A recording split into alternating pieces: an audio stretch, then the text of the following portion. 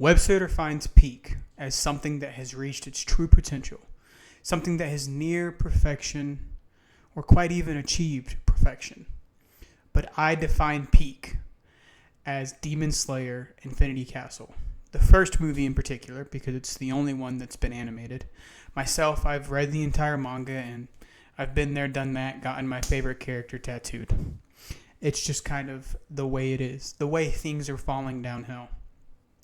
And when I tell you this movie is peak, I have watched it 4 times now. I have watched it 4 times in theaters. Now, granted, my tickets were matinee, so I think I've spent a total of $36 on tickets.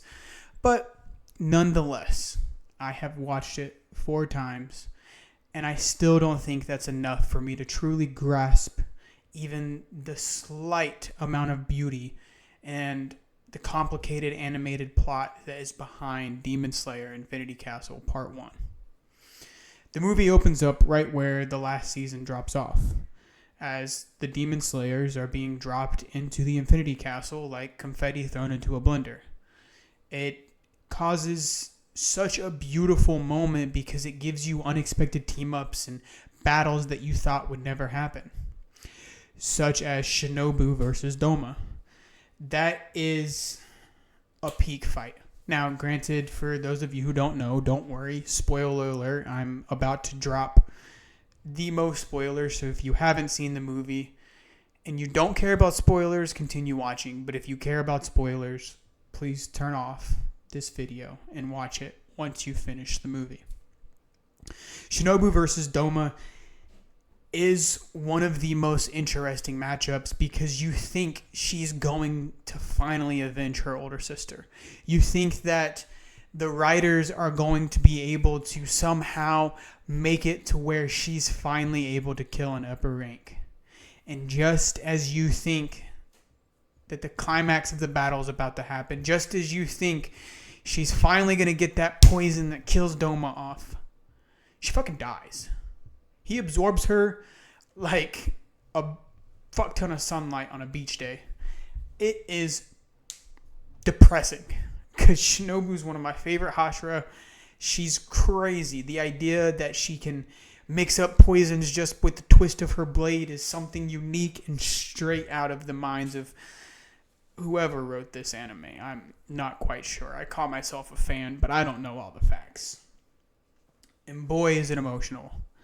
It's enough to make a grown man like me cry. And I don't cry very often. These teardrops are dry, baby. They're dry. But when Shinobu died was one of the first times I've cried to a movie in a long time. Because I knew it was coming due to the manga, due to myself reading ahead.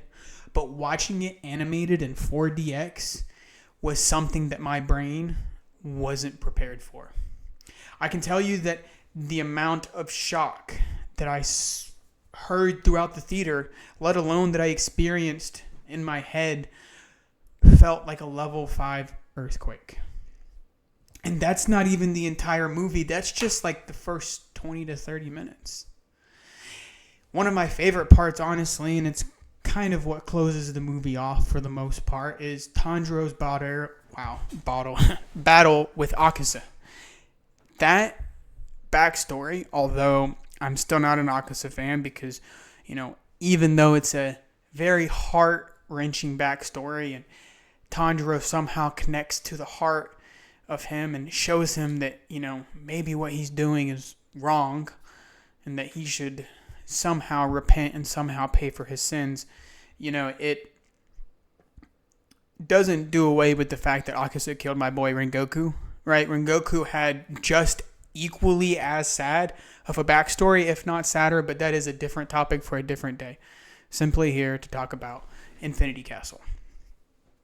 Akaza's backstory with the martial arts and the fact that he loses the majority of his family and then loses his wife and his now perceived father-in-law, but kind of had adopted him as like a stepfather figure, raised him up and showed him the ways of the world and what was right and what was wrong, and the fact that just because you're misunderstood doesn't mean that somebody can't get through to you. It was beautiful.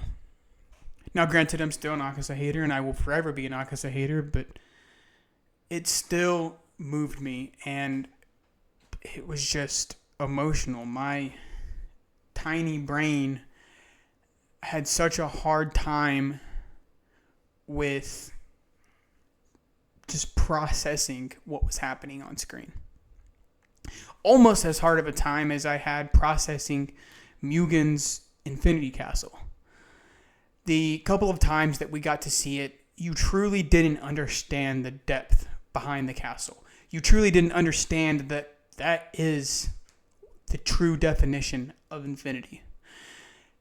It is never ending, always changing, and honestly, it gives Mugen the upper hand.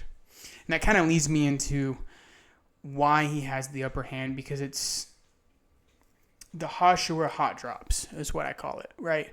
They were all closing in on Mugen and getting ready to fight him, and just as he does, you hear that iconic banjo noise or sitar noise or whatever instrument she's playing, and it goes boing, and the floors drop out from underneath them, and all of a sudden they're in the Infinity Castle. The maze of all mazes, the labyrinth that killed the man, it is difficult. And it was just so beautifully animated. I can't get past that part in my head. The idea that the Infinity Castle was never ending, I always thought would be hard to portray, but beautiful. You to fable, however you want to say it. I know there's a correct pronunciation, but I'm not here for it. I like pronouncing stuff however I want. So I'm going to say you'd fable, however it's pronounced. They did a great job. Round of applause for every animator on that team, because it truly made me feel like I was in there with them. Now, granted, I have watched it in 4DX, and, the chair was shaking, and the screen was huge, and I was absorbing a lot of information at once. It still doesn't compare to even the first couple seasons of the show. It doesn't compare to anything they had animated up until that point. Yeah, I know I'm all over the place and I'm kind of just bouncing, but that's just how good this movie is. When you finally got to see Zenitsu battle, I assume to be his older brother in a sense, it truly was the moment that Zenitsu leveled up in my head. It was truly the moment that he put on his big boy boots. And we finally understood, if you had only ever watched the anime up until that point, why Zenitsu could only ever use Form 1. Because he couldn't learn Forms 2 through 6.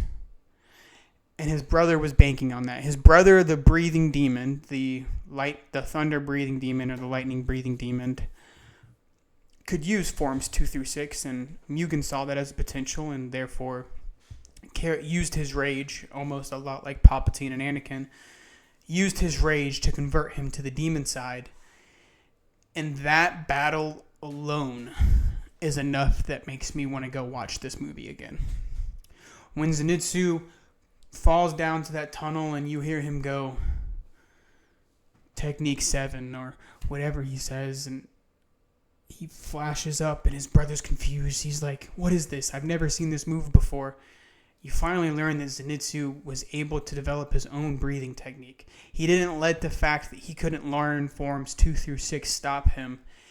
He was able to push that one step further and show us his character development, show us the character that we kind of thought was a joke character all the way through the anime. They showed us his potential, and they showed us what he had been growing to. And when he popped breathing technique 7 out, Form 7, and sliced his brother's head off, it was genuinely one of my favorite parts of the movie. I can't describe how good this movie, I know I keep just going in a circle, but you got to understand, this movie was done in full 2D photoscoping. it's going to take you watching the movie and understanding what full 2D rotoscoping is. But there was no CGI used in the entire movie. No CGI. Like that.